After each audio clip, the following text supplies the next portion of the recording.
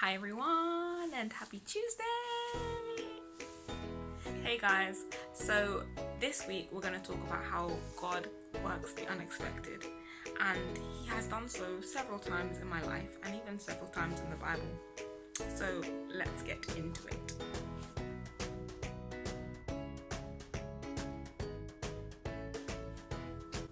So after secondary school, so that's high school for some of you guys, I needed to take a year out to resit some exams to apply for university or college the next year. So September time is the start of the new academic year, but I wasn't in school. I was going to take this gap year and study in my own time.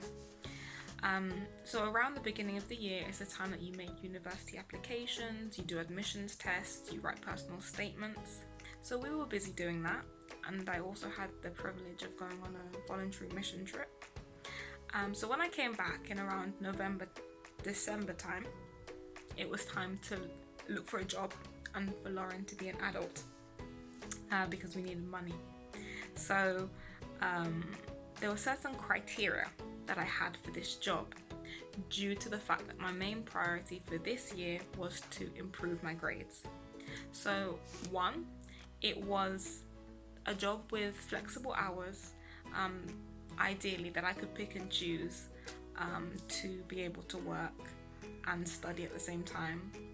Two, the job couldn't tire me out because I can get tired quite easily, and I needed to be able to study.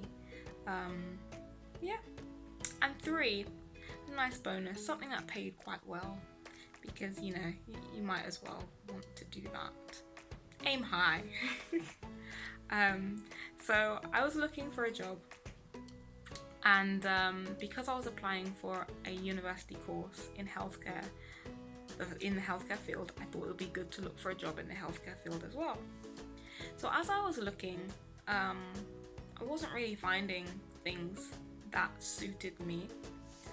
The weeks turned into a couple of months, and as a lot of people may know, when you're at home and you don't have a set routine or something purposeful to do, like a job provides routine, it provides structure, it provides you with meaningful activity, things can be difficult and they can start to take their toll eventually, mentally and then physically.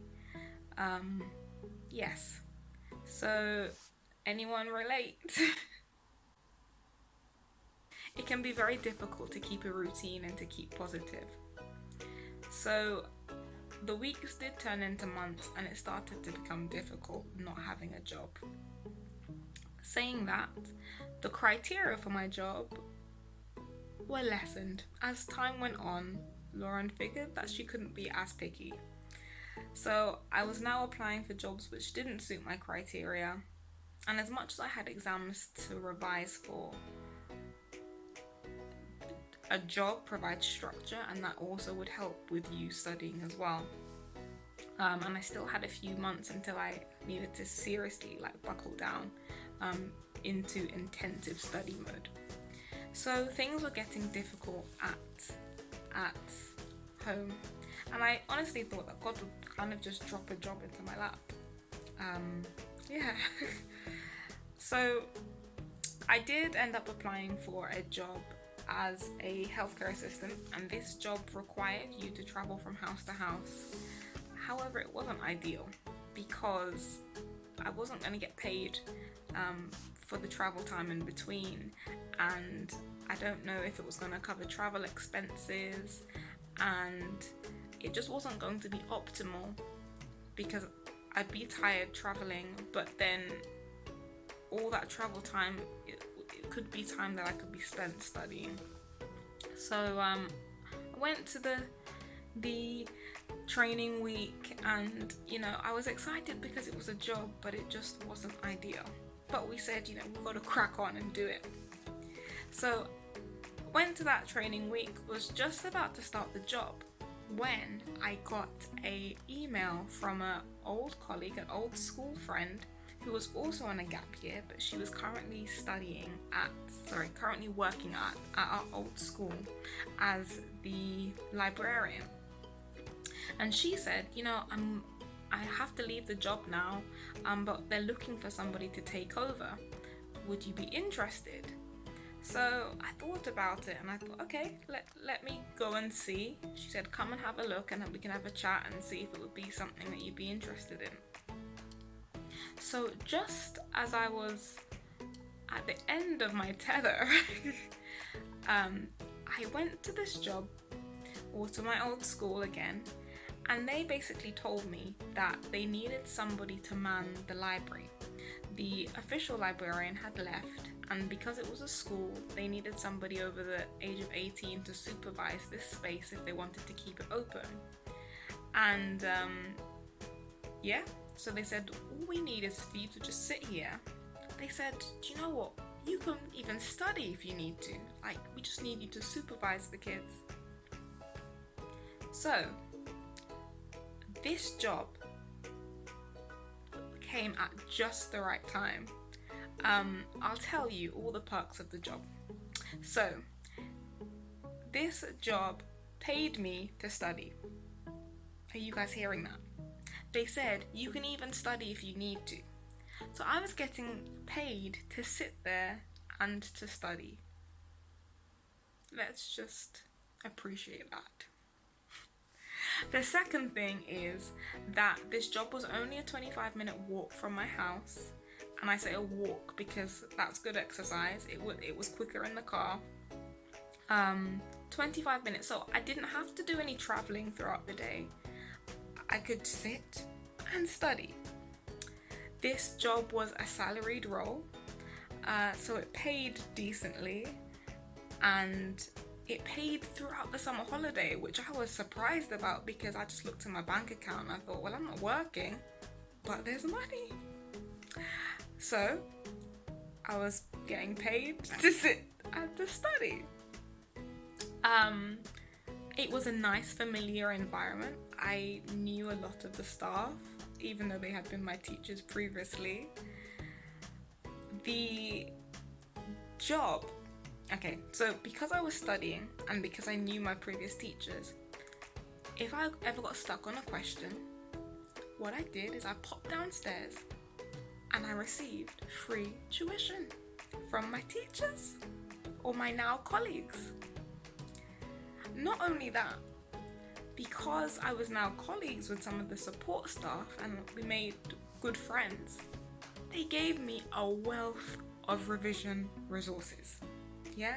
You know them thick packs, the photocopying of past papers.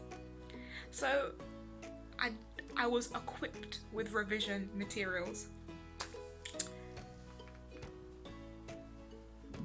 You guys seeing this? So from me sitting quite despondent at home to a couple of months later, me sitting in a job where I was getting paid to study, provided with tuition, with the help that I needed, and with revision resources, something that was conveniently located, and that exceeded even my needs because during the summer holidays I was provided for, was amazing. Do you know what though?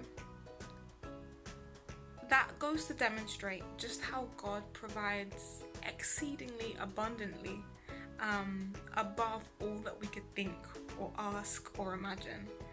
As I was quite despondent and admittedly, I wasn't like, yes Lord, this isn't going great, but I know you have a way. I was like, meh. I was at home and I was becoming more nonchalant, more discouraged. Despite that, God exceeded my expectations. Yeah. Let's read Ephesians 3:20.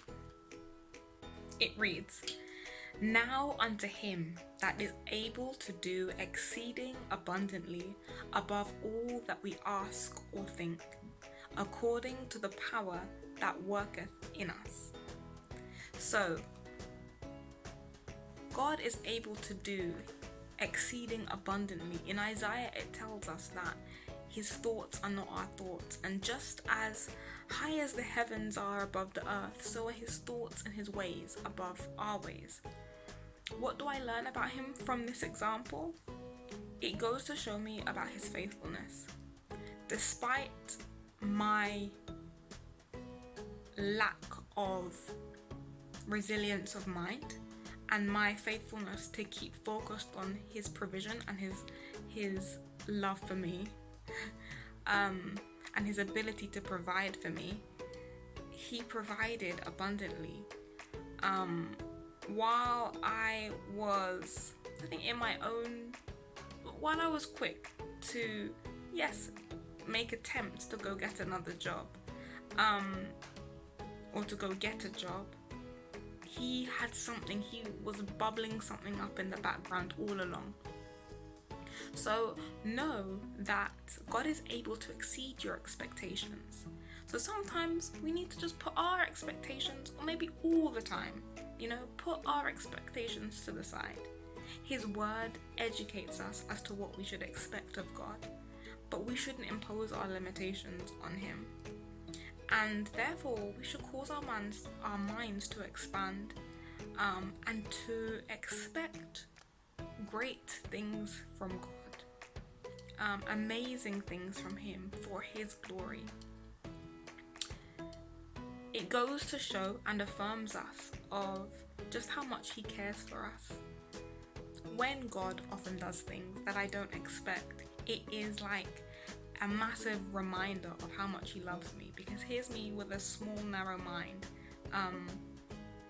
and then he just does this thing which I don't expect, and it's like, well, Lauren, I love you, like, come on. And I have to admit, it's taking time to like ingrain in my mind, so it's incorporated, and so it influences how I think. But may we see God's blessings as evidence of his love for us. Know that he will always provide. Yeah, he knows our difficulties, he knows our needs, and he will provide for all of our needs. So for you guys at this moment in time, we're in what's known as a crisis, and there are so many needs. It might be financial, it might be accommodation wise, it might be relational, it might be power, it might be wisdom that you need. Know and expect God to provide abundantly.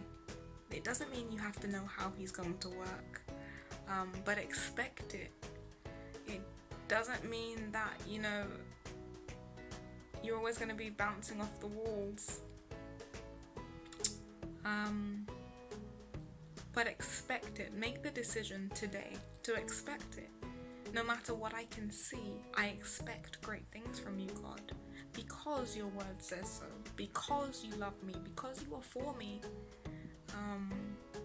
Yeah. So I'd like to challenge you this week to identify one area of your life which you have kind of given up on, or you've been willing to say, yeah, Lord, like, I understand, like, I once wanted something for that, but it's not really happening, and I know it might not be your will. No, identify that one area and give it back to God in prayer. Commit it to him and say, Lord, I bring this before you.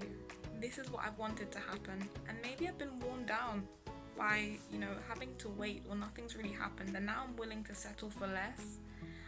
But I bring it before you, and I ask that you would work exceeding and abundantly in this situation. Maybe not to complete things as I envision, but I pray that you would orchestrate them, that you would put your hand in it and sort it out beyond my greatest expectation. Yeah. So commit it to him, and please write down in the comments below what God does with it, or write down in the comments below what that thing might be if you want to share. And especially when God comes through for you on that thing, tell somebody else. Also, why not put down in the comments actually when God has done something for you in the past that has exceeded your expectations. Until next Tuesday, guys, have a blessed week and know that God is in the business of doing more than we can ever imagine.